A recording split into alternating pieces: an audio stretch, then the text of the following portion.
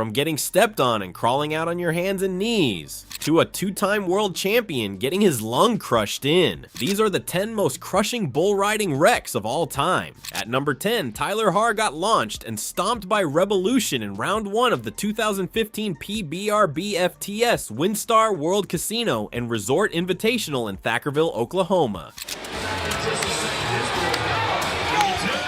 Revolution stepped right on his midsection and folded him up. Haar had to crawl out toward the chutes in pain.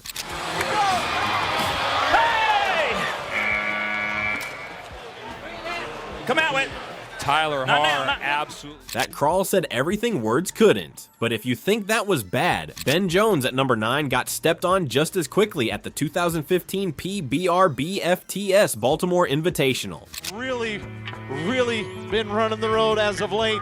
Ben Jones. Wreck-It Ralph put him down and stepped on him almost the second he hit the ground in one full motion. Ooh. Oh. He got up and ran, dazed, but moving. That's about all you can ask for. Now, while Jones was shaking that off, Leandro Machado at number 8 was getting a rude welcome to Las Vegas. And should be. In his debut weekend, Nailed bucked him off and stepped right on his back as he landed face down with no chance to brace. Anchor point to pick up on to be able to move yourself back to center, and if your bull rope comes with you, that is dangerous. Things still not exactly how you draw up your first impression. And while Machado was eating dirt in Vegas, Neil Holmes at number 7 was getting a double dose in Thackerville at the 2015 PBR-BFTS Winster Resort Casino and Hotel Invitational. Let's go, man. Open Season bucked him off fast, stepped on him, then spun back around and stepped on him again. No way to escape.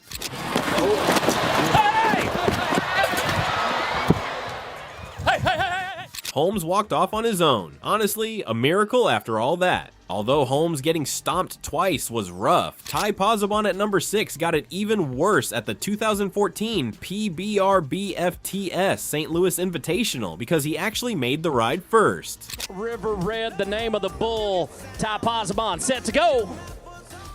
He went the full 8 seconds on Rock River Red, and as he came off, the bull stomped him with both hooves square in the back. Clean, heavy contact. Get back up! Oh! Wow. Did you see that at the very end? 8 seconds of good work, 0 seconds of mercy after it. While Pozzobon got stomped for doing everything right, Zane Lambert at number 5 got taken out by something nobody in the building saw coming at the 2013 PBR-BFTS Chicago Invitational.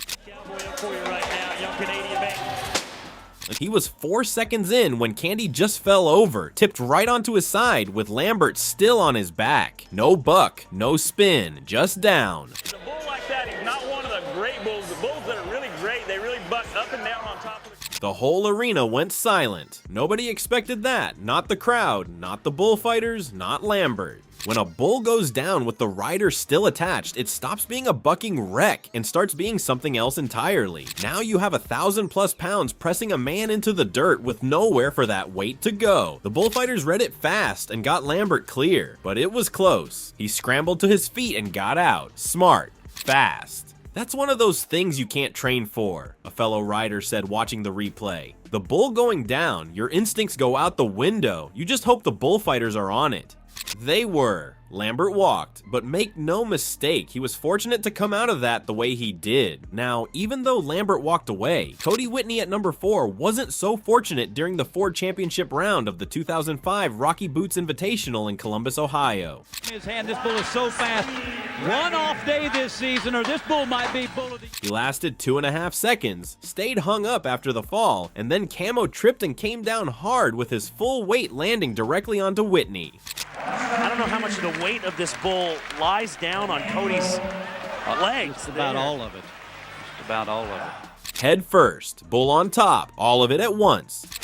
He was wearing that helmet because it looked, guys, like he went head first with the full... They said he lost all his wind, which is the polite way of saying it looked like he stopped breathing on the spot. The helmet was the only reason we were talking about a recovery and not something far worse. That one piece of equipment was the whole difference between a scary day and a tragedy. I just remember trying to breathe, Whitney said. That's all I was thinking about. Just get one breath in, one breath. You don't really know how bad it is at the moment, he added. You're just trying to survive the next second, then the one after that. He got to his feet. It took a long minute, but he got there. At number 3, Tony Mendez walked into the 2005 PBR World Finals already hurt. His right knee was in bad shape going in, and everyone in that locker room knew it. He climbed on anyway. Little Boy Blue made him pay for it almost immediately. To make matters worse, he had specially made knee braces fitted, but they were 3.5 seconds in, the bull tripped and fell sideways, right onto Mendez's leg, full weight, right on that bad knee that had nothing left to give. Effort by both Cowboys. Mendez trying to hang on, gets flipped off the right side. Bull, square. Bullfighter Rob Smets saw it and charged in hard. He got close enough to try pulling Mendez free before the bull stood back up, launched Smets across the dirt, and threw Mendez back down to the ground. While we're glued to this thing every week, it's just you never know what to expect. Both of them walked it off, slow and battered, but on their feet. The knee was already bad before I ever got on, Mendez said. After that, it was just, okay, how bad and how long am I out? Rob put himself in a rough spot trying to help me get clear, he added. That's not something I take lightly. When the bullfighter ends up on the ground too, that tells you all you need to know about how that ride went. Ross Coleman at number 2 made a clean ride on Mohegan's Sun during round 1 of the 2005 Dreyer's Grand Ice Cream Invitational in Pueblo, Colorado. World title because he's getting to the point where he's a factor. Yeah, he's on Mohegan's Sun. 8 full seconds. Textbook. The crowd saw a good ride. Coleman felt good about it. The job was done. He did everything right. And then Mohegan's Sun decided to remind him that doing everything right doesn't always mean walking away clean. Good job, Ross. Oh, look at him. Get up. Oh, man. Oh, no. Oh, no. Oh, that one got him. The bull ran him over, stomped on him, then caught him in the head. Coleman dropped and didn't move right away. Broken ribs, out over a month. He lay there in the dirt while the team worked on him and the crowd went quiet. It's never over until you get that bull out of the arena. He walked out on his own, slowly, but he walked. You know, thank God Ross is on his feet. Incidental to all of that. I finished the 8 seconds, Coleman said. I did everything right, but that bull wasn't finished with me. Broken ribs took a shot to the head. It was a long road back, he added. But that's the sport. You know what you're signing up for every single time you get on. He came back. Of course he did. That part almost goes without saying. At number 1, Justin McBride was a 2-time PBR world champion when he drew Mission Pack at the 2003 Grand Rapids Invitational. These two bull riders at this point in the season, knowing how close they are, start to feed off of each other as we want. He'd been in tight spots before. He knew what this sport cost. He'd paid his own dues. None of it mattered once that gate swung open. 3.5 seconds in, Mission Pack tripped hard, flipped right over McBride, swung around mid-air, and brought a hoof straight down into his midsection as he was still falling. Not below it. Watch again. You know, from that angle, it looked like Fractured rib, collapsed lung. They rushed him to Butterworth Hospital in Grand Rapids, inserted a chest tube to get the lung reinflated, and kept him there for several days before he was cleared to leave. in professional bull riding, slow to get up. But I'm telling you what. That bull caught me at the worst possible angle, McBride said. 1 second you're riding, the next you can't breathe. There's no warning, it just happens. He was back out there before long. You know what you're getting into every time you climb on, he said. You just never really believe it's gonna be that bad until it is. But you get back up, he added. That's all there is to it. You get back up and you get back on. That's the job.